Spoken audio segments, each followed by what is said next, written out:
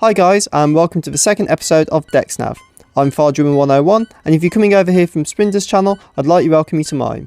While you're here, I hope you'll check out some of my other videos and let me know what you think of them in the comment sections. And if you enjoy this video, please go hit that like button or even sub for more content updates. But that's plenty of chat from me, so let's get into episode 2 of Dex Nav. So at the end of episode 1 over at Spinda's channel, and if you missed it, both his channel and the first episode are linked down below in the description, so go check those out. And if you haven't subbed to Spinda yet, make sure it's the first thing you do after this video, as episode 3 will be over there on his next month. So at the end of the last one, we asked you guys to vote on which Pokemon you'd like us to cover next, and it was a close run thing, but the winner was Gengar, the ghost type Pokemon. Gengar is the evolved form of Ghastly, which evolves into Haunter at level 25, and then finally through trade, it evolves into Gengar. Gengar's first appearance was in Pokemon Red and Pokemon Blue. He was the original ghost type Pokemon, way back in 1996, and the only ghost type in the entire game. He was the first Pokemon most of us ever saw. He was the star of the intro fight for Red and Blue, and in the anime on the radio Ash is listening to before he goes to see Professor Oak to collect Pikachu. The interesting thing about this image from the intro from Red is that Gengar has no spikes on his back, which he seems to gain later on in future games. Gengar and his evolution line are rare, because out of only 721 Pokemon released to date, their typing of Poison Ghost is unique, and it has made Gengar an even more loved competitive Pokemon since the introduction as fairies. That, coupled with his Mega Evolution, means he's one of the most used VGC Mons of the last 3 years. But if you think this cute little ghost type Pokemon is not scary, bear in mind he stands at 1.5 meters tall. That's only slightly shorter than Charizard and taller than most 10-year-old trainers. Not so cute now, huh? And personally, for the record, the fact he's so tall makes his Pokemon pretty terrifying. Gengar is very mischievous, and he's often playing tricks and practical jokes on people and their trainers. Their favourite trick is to pretend to be a person's shadow and start moving around erratically, scaring its victims, and it delights in their terror. It's also known to take other people's lives by pretending to be their shadow and scaring them to death. Again, not quite so cute now is our purple little friend. Known as the Shadow Pokemon, it's a popular theory that Gengar is in fact Clefable's shadow, due to their similar designs and the fact that they can't hit each other with their main stab moves. This was before Gen 6 and Clefable's typing change, when it was a normal type. This Gemron ghost has stood the test of time, and is still as dangerous now as he was 20 years ago in battle, even becoming one of the most famous Poketuber's mascots, the King Nappies. So, hope you enjoy that, guys.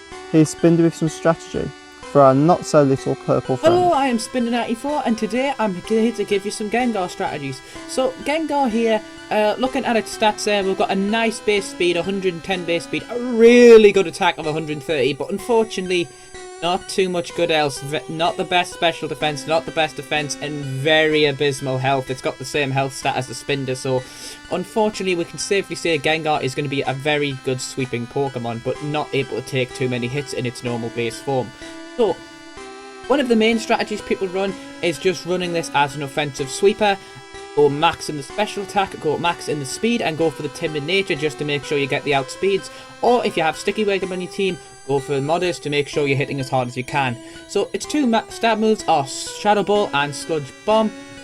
And a third move of Focus Blast or Dazzling Gleam is what I personally recommend. For the fourth move, you have options. You can either go Will-O-Wisp to burn targets if you really want to make sure you get that burn in to shut something down, or you can go for Sub. Substitute basically makes sure you're behind a sub so you can take a hit, and it's good for scouting moves out. Life Orb is the recommended item if you want to just cause as much damage as possible, get as many good hits on as possible, or you can go for Black Sludge to have the health recovery. Black Sludge works a lot better when working with Sub. So that's what I recommend for this set here. Also, next set here, it's the same basic principle, max attack, max speed, but this one works on Hex and Venoshock.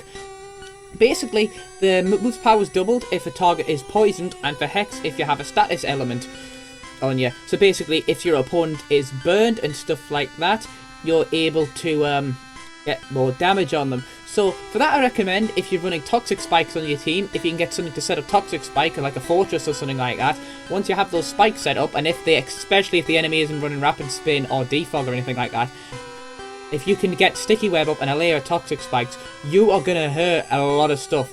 You're basically going to be sweepers aren't the heaviest hitters, but the fast.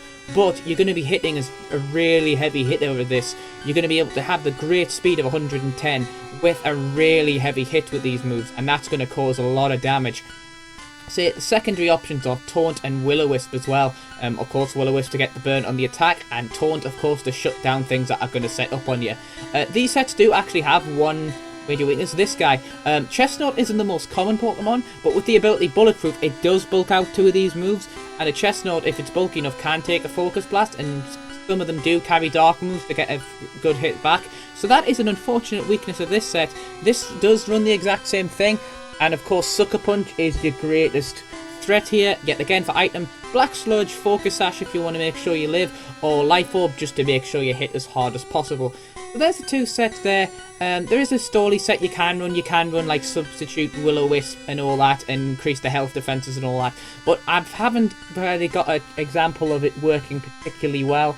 So that's what I'm going to go for from there. Also, we have its Mega Evolution, Mega Gengar.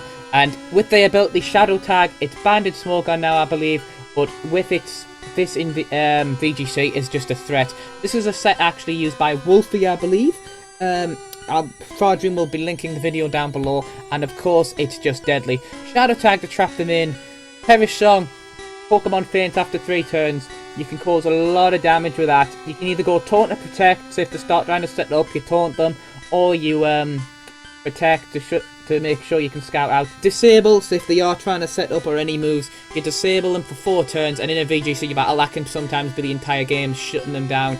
And the thing that makes this set really, really interesting is Reflect type.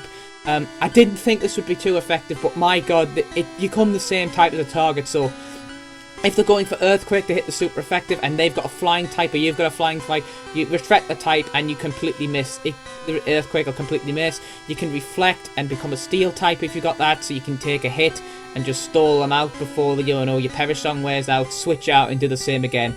It's a really effective set. Go and watch the link below for the video. It explains it extremely well.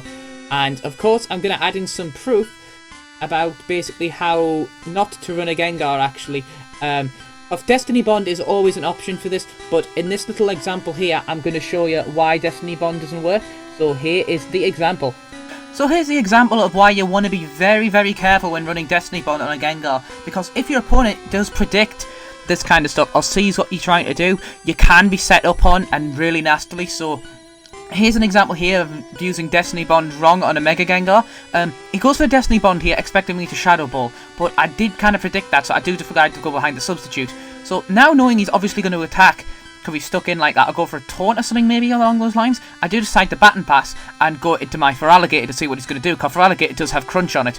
So once I see he goes for a Dark Pulse, which is a remove I wouldn't personally recommend on a Gengar, I say, okay, this is the opportunity for me just to get absolutely setting up. So here he goes for the Destiny Bond, expecting me to go for the Crunch here, as I just go straight up for a D-Dance. I'm not going to mess around, I'm going to set up because I know you're going to Destiny Bond. So now I know that I'm faster, I'm just going to go for another Dragon Dance and be at, +1 attack, +2 attack and +2 speed, and it's a Feraligatr, I'm sheer force and all this good stuff. So now he goes for a Dark Pulse thinking he's going to kill and get enough damage, but he's not. So now I'm able to Crunch, and I'm able to kill off this Gengar and basically wipe out his entire team.